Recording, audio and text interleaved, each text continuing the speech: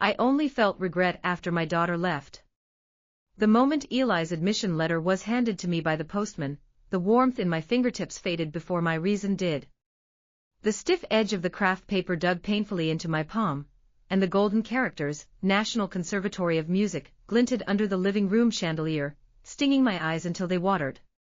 David was squatting by the entrance, stuffing Leo's basketball gear into a sports bag one by one, muttering, "Don't forget your wrist guard, your scrape from last time hasn't fully healed yet." His voice boomed like a vendor hawking goods in a market. In the center of the coffee table, a folded note lay eerily still, Eli's neat handwriting as cold as ice. "This home no longer has anything to do with me." The rubbery smell of Leo's new sneakers still lingered in the air, limited edition pairs David had bought from the specialty store just yesterday, costing nearly a month's living expenses. From the balcony, I heard Leo showing off to his classmate over the phone. "My mom said if I win the game, she'll get me the latest model." My heart felt crushed under those new shoes, its fragments sticking to the cold floor. I rushed into Eli's room, slamming the wardrobe door with a loud bang. Only a few faded school uniforms hung on the rack, and the desk lamp was still on, its warm yellow light casting a glow over the empty desktop. She had left without a trace, as if she had never lived in this home. I dropped to my knees and rummaged through everything. My fingers brushed the neatly arranged workbooks on the bookshelf, and suddenly touched the latch of the bottom drawer, one Eli had installed herself with her pocket money. Now, it was slightly ajar. Trembling, I pulled the drawer open, and a rusty tin box rolled out, its edges polished smooth by years of use. It was a cookie tin George had repurposed for her when he was alive. Eli had always kept her treasures in it as a child. The lid snapped open with a click, as if unlocking a sealed chapter of the past. Inside lay an old guitar with broken strings, pressed against a yellowed notebook with curled edges. A long, hideous crack ran along the guitar's wooden body, and the engraving, "Eli, be happy," had been scribbled over with a utility knife. Dried shoe prints, definitely Leo's size, I recognized them. I'd bought him the same style of sneakers just days before, stained the edges. Memories from 30 years ago came flooding back. George had burst through the door clutching this guitar, his coat dusted with grime from the flea market, his trouser cuffs rolled up, beads of sweat on his forehead, but his eyes shining like stars. "Our girl loves music," he'd said. "This guitar has great sound, saving 3 months' food money was worth it." Eli had been 5 then, with 2 pigtails, laughing as she hugged the guitar that was almost taller than her. George had sat on a small stool beside her, patiently teaching her to pluck the strings one by one. Sunlight streamed through the window, stretching their shadows long across the floor. The scene had been as warm as a painting. The day George was diagnosed with lung cancer, the sky had been overcast, a grim omen of the darkness to come. He'd taken the guitar to the best music shop in the city for maintenance, and when he came back, his fingers were wrapped in gauze. He said he'd been nicked by a string while tuning it. Sitting on the hospital bed, he'd carved the words into the guitar with his uninjured hand. Chemotherapy made his hands shake uncontrollably. He had to pause after every stroke, beads of cold sweat forming on his forehead. After finishing the last character, Joy, he suddenly erupted into a violent cough, spitting a mouthful of blood onto the white sheets, a stark crimson stain. "When I'm gone, let this guitar be with Eli in my place," he'd said, gripping my hand so tightly it felt like he might crush my bones. "Don't let her suffer. She loves music, don't stand in her way." When he passed away 3 years ago, Eli had clung to the guitar and cried herself unconscious in the morning hall. Her thin shoulders shook violently, and tears soaked the instrument's body.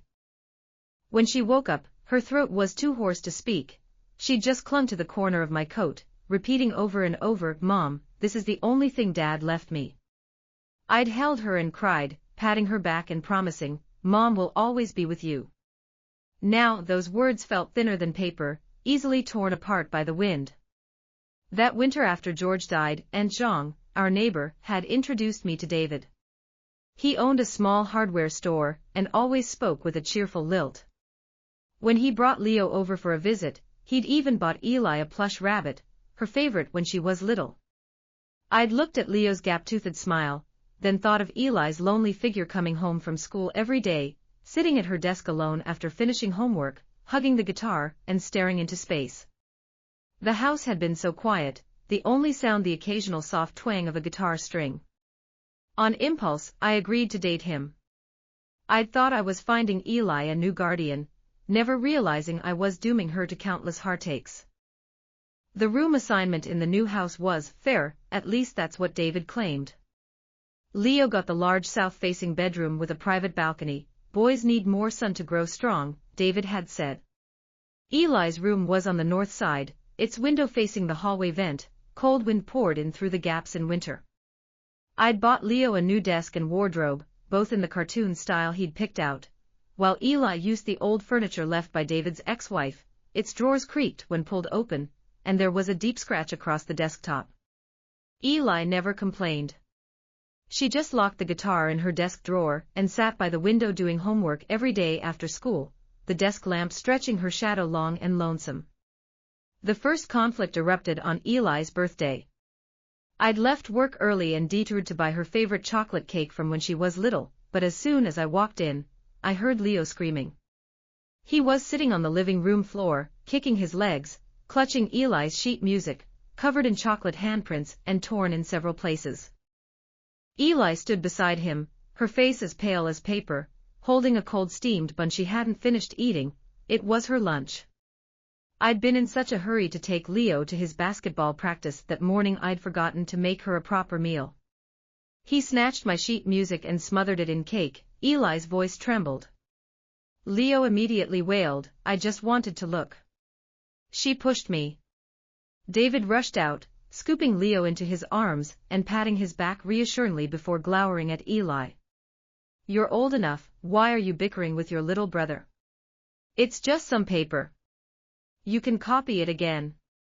I looked at the chocolate smudged around Leo's mouth, then at the cold bun in Eli's hand, and my heart immediately tilted toward him.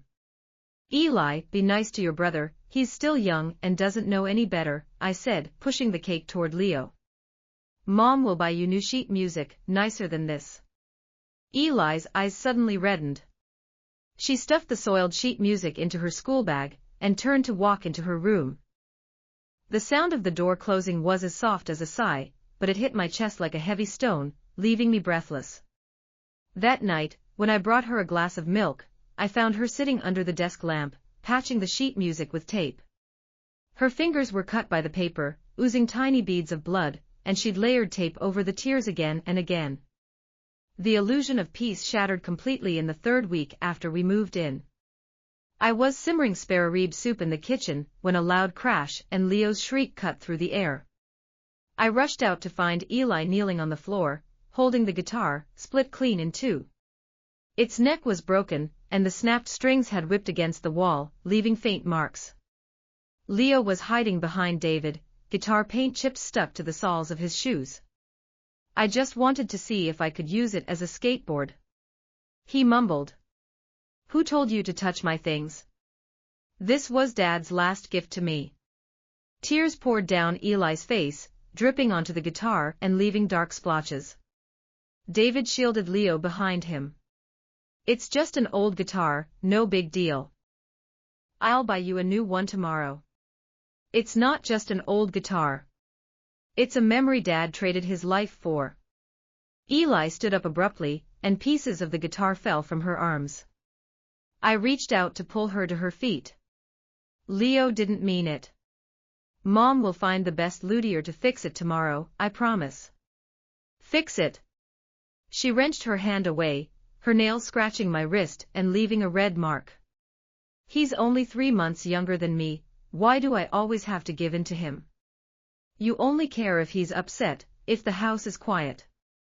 You never care if I'm hurting." Eli cried all night. Through the door, I heard her searching for guitar repair shops on her phone, followed by the clack of a keyboard. She was looking for a part-time job. My heart ached as if squeezed in a vice, but I told myself it'll pass. Kids throw tantrums, she'll get over it. I turned to wash fruit for Leo, watching him play video games until midnight, and promised him 50 yuan for snacks the next day. The promise to fix the guitar slipped from my mind like something trivial. Eli really found a part-time job, working as a cashier at a milk tea shop near her school until 10 every night, even on weekends. One day, I passed by the shop and decided to check on her. Through the window, I saw her in a work uniform stained with milk tea, bending to hand a drink to a customer, sweat beading on her forehead and sticking her hair to her face. She moved quickly, but exhaustion was evident in her posture, and her fingers were sticky with fructose. "Mom, what are you doing here?" Surprise flashed across her face, followed by panic. She quickly pulled down her sleeve to cover her wrist. I saw the red burn marks clearly, some blistered. My nose stung, and I wanted to say, "Quit this job. Mom will give you money, just focus on your studies." But my phone vibrated in my pocket. It was a WeChat message from David, telling me to buy Leo a new basketball jersey right away. He needed it for the game the next day. The words died on my lips. All I could manage was, "Be careful. Don't work too hard." I turned and went to the sports store, buying Leo the latest team jersey and the fitness tracker he'd been begging for. Eli's grades started to drop. Her homeroom teacher asked to see me, her tone filled with regret. Eli used to be a top student, always in the top 10 of her grade. What's happened lately? She dozes off in class, can't concentrate, and even failed the math quiz this time. Her words made my face burn with embarrassment, but instead of feeling concerned for Eli, I felt annoyed that she was being so stubborn, letting a part-time job ruin her studies. I confronted her when I got home. She'd just come back from work, her school bag heavy on her shoulders, leaning against the doorframe as if she could barely stand. "I work until late every night. I don't have time to study. By the time I get off work, it's almost 11. After a shower, I'm too tired to stay awake. Can a part-time job feed you? Can it get you into a good university?" I raised my voice, accusing. Leo improved 5 places this exam. I signed him up for a cram school. "Quit your job and go with him." "I won't," she said softly but firmly. "I need to save money to fix the guitar." We fought fiercely, our voices loud enough to disturb the neighbors. David came to mediate, but every word he said blamed Eli for being unreasonable. She slammed her door and locked it, and through the wood, I heard the guitar strings plucked in ragged, sobbing notes. Furious, I dug her work schedule out of her school bag, tore it to pieces, and threw it in the trash. I didn't see her the next morning, slipping out before dawn to fish the scraps out of the bin and tape them back together carefully, tucking the repaired schedule into her bag. 6 months later, Eli told me the guitar was fixed. She was wearing a light blue dress she'd bought with her own earnings, its hem patterned with tiny flowers, like the sky George had loved so much. She carried the guitar out, the crack almost invisible, the engraving retouched with gold leaf that glinted in the light. "The luthier said the sound is even better now," she said, smiling as she plucked the strings. The melody of "Farewell" flowed out, the same version George had taught her. Tears blurred my vision, and I made a silent vow. Once Leo's summer camp was over, I'd take Eli to eat her favorite steak, buy her new dresses, and take her to visit the National Conservatory of Music. I'd make it up to her. But I broke that vow too. That day, I'd withdrawn $500 for Eli's college application fees, wrapping the bills in an envelope and tucking it into my desk drawer. Before I could put it away properly, David called, asking me to help with the inventory at his shop. I thought it would only take a few hours, so I left without a second thought. When I came back that night, the money was gone. David was sitting on the sofa, smoking, the ashtray overflowing with butts. "I asked Leo," he said, frowning. "He saw Eli lingering outside your room this afternoon." Leo poked his head out of his bedroom, looking guilty. "I saw her counting money," he added quietly. "She said she was going to buy herself a new guitar." I stormed into Eli's room. She was doing homework, her face as pale as a sheet under the desk lamp. "Did you take the money? That's for your college applications." "I didn't," she said, looking up. Her eyes were clear, but filled with weariness. I was at the milk tea shop this afternoon, my boss can vouch for me. I was saving that money to buy you a birthday present. You mentioned last time that your necklace broke. Vouch for you. Who's going to believe a part-time cashier over my son? David walked in, crushing his cigarette in the ashtray. Leo never lies. I stared at Eli's red-rimmed eyes, and doubt flooded me like a tide. Eli, just admit it, I said, my voice softening into a plea. Mom won't be mad. We can figure out how to get the money back. Admit it. She suddenly laughed, a bitter, broken sound, and tears spilled onto her homework, smudging the ink. I work until midnight every day, my hands covered in blisters from the hot water, eating cold steamed buns for lunch, all to fix Dad's guitar, all to buy you a birthday present. And you'd rather believe the boy who steals my dresses and breaks my water cups than me. What am I to you, exactly? She slammed the door behind her, the wall shaking with the force. David sighed. Her temper's getting worse and worse. She'll never survive in the real world. Leo sidled up to me. I told you, Mom, Eli's not a good person. I looked at his triumphant little face, and for the first time, he seemed like a stranger. This child I'd doted on, always letting him have his way, when had he become so cruel? 3 days later, I found a restaurant receipt in David's coat pocket, $480, dated the day before the money went missing. An advertisement for women's perfume was printed on the back, and lately, David had been smelling of a strange floral scent. I remembered him saying he'd gone to a business meeting that day, coming home reeking of alcohol. Rage erupted in me like a volcano. I slapped the receipt across his face. He didn't even have time to dodge, and it fluttered to the floor. How dare you? That money was for Eli's future. You stole her college fund to go drinking, and you made Leo lie about her.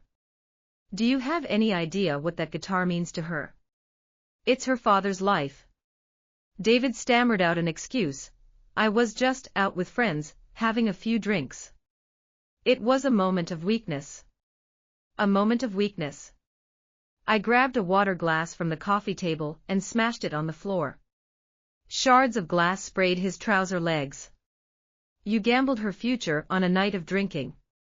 How do you face George? How do you face Eli? Leo screamed and ran to hide in his room. I raced to Eli's door, frantic to apologize, to kneel and beg for her forgiveness, to tell her I knew the truth now. But the room was empty. On her desk lay the repaired guitar, the old notebook, and an admission letter. Eli had been accepted to the National Conservatory of Music. She'd applied on her own, without a penny from this family.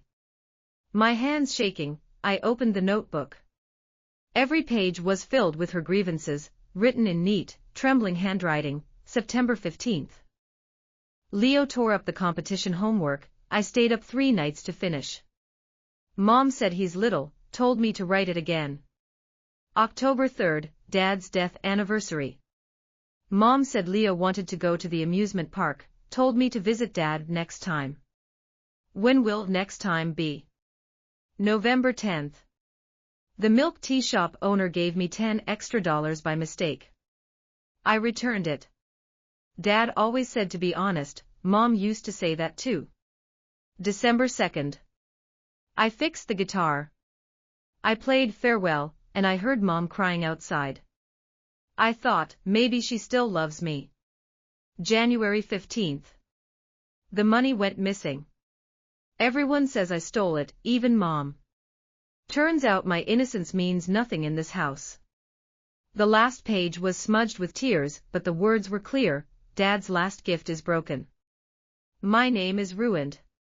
Mom, you chose them. So I'm leaving. There's no place for me in this home anymore. Don't look for me. My world collapsed. I dropped to the floor, clutching the guitar, and cried until I passed out. Memories flashed before my eyes. Eli at 3, grinning as she plucked her first note. At 10, playing Farewell in the school talent show, George beaming from the audience, just a few months ago. her eyes shining as she played the repaired guitar for me. Each image cut me like a knife, leaving me bleeding and broken. I searched for her everywhere, like a madwoman. The milk tea shop owner said she'd quit half a month earlier. The school said she'd taken a leave of absence, leaving only an unfamiliar phone number. I went to George's grave. There was a bunch of white chrysanthemums, Eli's favorite. I waited there all day, but she never came. David brought Leo to apologize. Dad told me to lie, Leo mumbled, staring at his shoes. David pulled a stack of money out of his wallet. I sold the hardware store, he said. This is for Eli's tuition. I'll find another job. I'll make it up to her. But no amount of money could buy back Eli's trust. I moved into her room, washing her old school uniforms and folding them neatly, arranging her workbooks by subject on the shelf. Every day, I dusted the guitar, my fingers brushing the crack, like touching the scar on her heart. Once I tried to pluck a string. It snapped with a sharp pop, a sound as shrill as Eli's cry. David and Leo still live here. Leo no longer begs for new sneakers, he locks himself in his room to study after school. David found work as a construction worker, leaving early and returning late. He cooks dinner every night, but we rarely speak. The house is quiet now, quiet the way Eli always wanted it. But I know it's empty. Eli took the last of the warmth with her when she left, along with her admission letter and her notebook. The other day, I found an old photo in George's box, Eli's 8th birthday. George was holding her, she was holding her small guitar, and I was standing beside them, all three of us laughing so hard our eyes crinkled. On the back, George had written in his messy handwriting, "My family, forever happy." I traced Eli's smile with my finger, and tears fell again. I finally understood, true family harmony isn't built on one person's suffering, on ignoring one person's pain. It means standing firmly by your child when they're wronged, whispering, "Don't be afraid. Mom is here." I used to think a home was just a roof, a place to eat and sleep, a partner to share life with. But I was wrong. A home is Dad's old guitar, Mom's trust, the certainty that someone will always have your back, no matter what. I destroyed that certainty for Eli. I destroyed our home. Now, I sit in Eli's room every day, holding the guitar, waiting for her to come back. I know she might never return. But I'll wait. When she does, I'll say I'm sorry. I'll tell her how deeply I regret everything. I'll take her to eat steak, buy her all the dresses she wants, walk with her into the National Conservatory of Music, and watch her play her guitar freely in the sunlight. The leaves outside have turned yellow and green again. The sleeve of Eli's old school uniform flutters gently in the wind. The guitar leans quietly against the wall, the engraving "Eli, be happy" still clear. I stroke its cold wooden body, whispering, "Eli, Mom was wrong. Come home, please." Only the wind outside answers, and the tick-tock of the wall clock, counting down the days, mocking me. Mocking my hindsight, mocking my recklessness, mocking the endless regret that will haunt me for the rest of my life.